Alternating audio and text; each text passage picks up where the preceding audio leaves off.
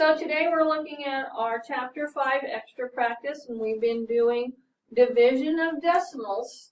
And what do we know that when we divide something, it breaks it into larger parts or smaller parts? Smaller parts, right? Smaller than it is. Now, it's pretty easy to look at number 1 and go, well, 274 divided by 1 is what? 274.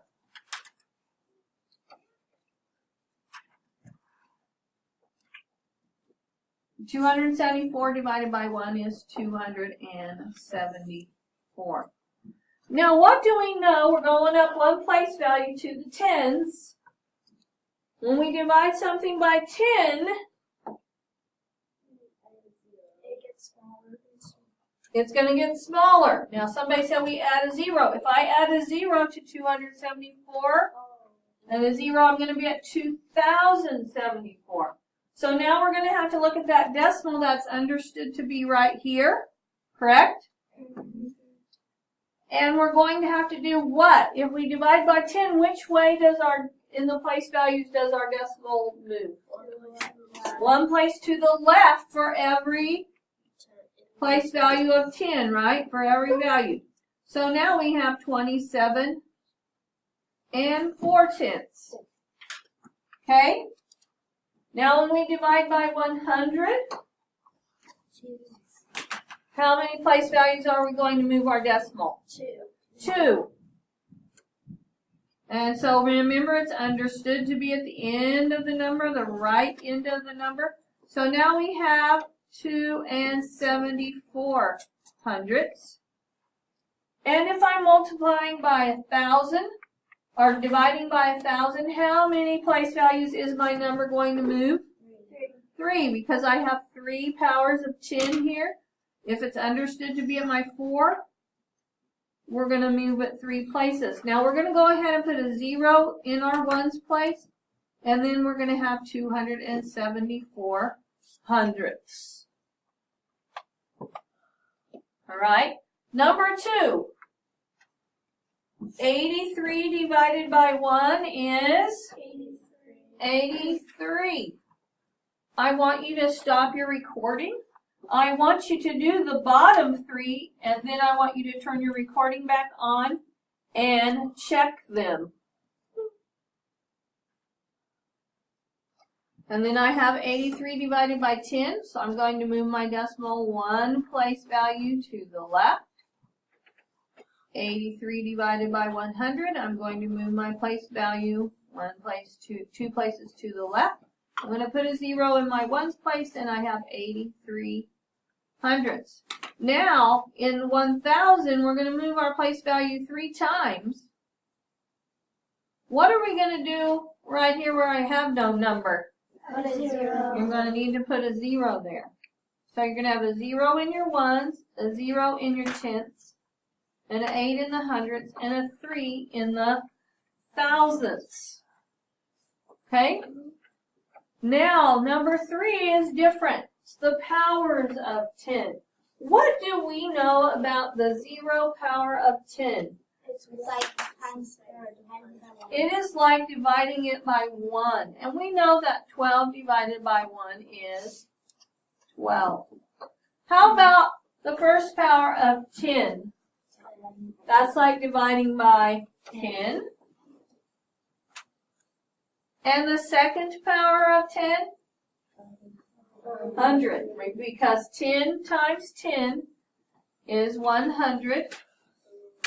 And then the third power of 10 is like dividing 1,000. Because it's 10 times 10 times 10. And that makes 1,000. So now we can compare from here to here, and making sure we move our decimal correctly. Go ahead and stop your recording and do those bottom 3 for me. Okay, so here we go. In this one, we're going to move it 1 time. So we have 1 and 2/10.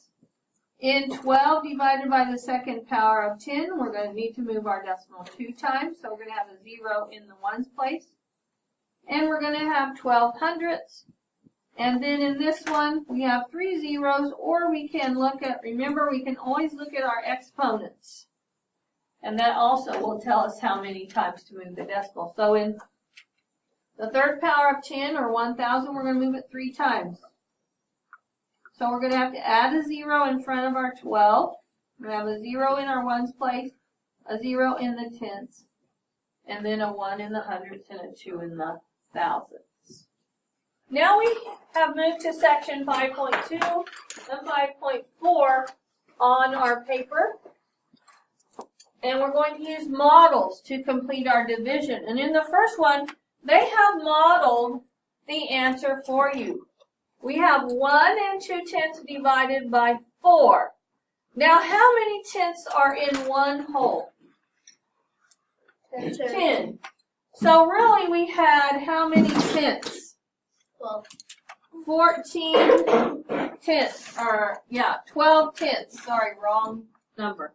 So I have 12 tenths. I converted this 1 to tenths, and then I had 2 more. And I wanted to put them equally into 4 groups.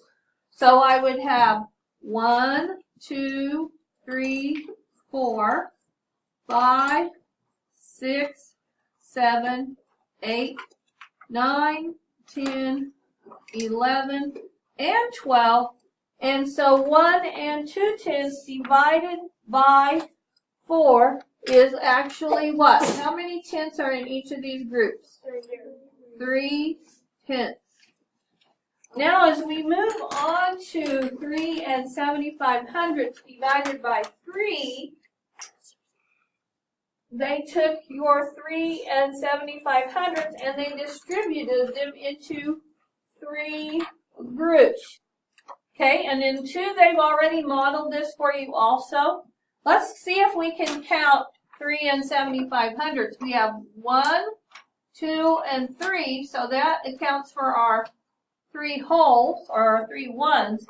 And then we have 1, 2, 3, 4, 5, 6. Where did our 7th tenth go? We had to regroup it, right? So that we could get our hundredths to come out evenly. So 10 of these would actually have been our 7th tenth. And then you'll see these 5 right here. So if I am counting how many is in one of these groups, what do I have? 1 whole, don't forget your decimal. How many tenth sticks? 2. And how many hundredths? 1, 2, 3, 4, 5. So 3 and 75/100 divided into 3 groups is 1 and 25/100. All right, now we're at the bottom of page 117, and we're going to divide these decimals. So if I have 2 and 4 tenths divided by 6, which one is my dividend? Which one am I going to break apart? 6? 10. So you're telling me I'm going to do this, some of you? And some of you are telling me I'm going to do this. Let's read this together. 2 and 4 tenths divided by 6. So which one am I breaking apart? 2 and 4 tenths. So that is the one that I've got to have that written there so that I can divide. Now these are pretty easy because we know that there are how many 6s in 2 and 4 tenths? 4. We're going to go ahead and go through the formality of doing the work. There is no decimal on the outside here on our divisor, so we're going to divide by a whole number. Our decimal is going to stay in the same place, so let's put it up there in our answer. Now, will 6 divide evenly into 2? No. So put your X, or you can put a 0 there. And then how many 6s did we say were in 24? 4. So we're going to subtract and get a 0. So we have no 1s and 4 tenths. Do you have to put a 0? prefer that you put a 0 in the ones place.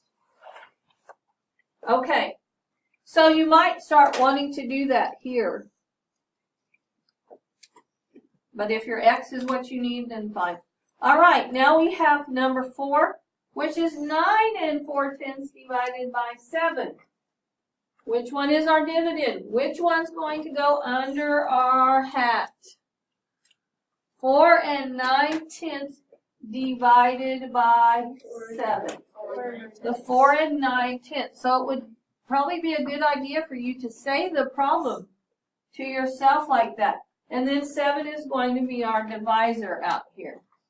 Again, we have no decimals in our divisor, so we don't have to worry about moving that decimal point. It can go straight up between our 4 and our 9. Can I distribute 7 evenly among 4? No. So I'll have a 0 there, or you can have your X. Then how many 7s in 49? 7. And 7 times 7 is 49, and we're going to have a 0 again. Okay, I want you to set up number 5 and do that on your own, and then come back to the recording and we'll talk through it. Okay, so now we're going to look at number 5. We have 4 92/100ths as our dividend and 4 as our divisor. How many 4s in 4? 1, right? I'm subtracting, I'm going to get a 0. I'm going to bring down my 9. How many 4s in 9? 2. And that is 8. I'm going to subtract and do 1 and bring down my 2. Now how many 4s in 12? 3. And 3 times 4 is 12. So I'm going to put a 3. I'm going to make sure I can see my decimal up there. And I have a 0. Okay, I want you to go ahead and work number 6, 7, and 8 on your own.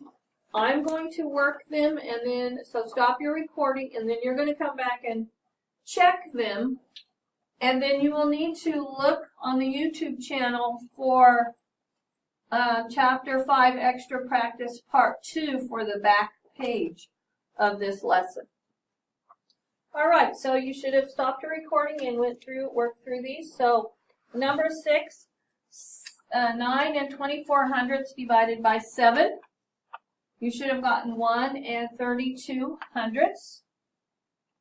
On number 7, you had 7 64/100ths, or $7.64 was your dividend. 4 was your divisor. And none of these do you have to move your decimal in because your divisor is a whole number. And so you should have gotten $1.91. And then on number 8, 140 4/10 was your dividend, and 52 was your divisor. And so you should have gotten 2 7/10.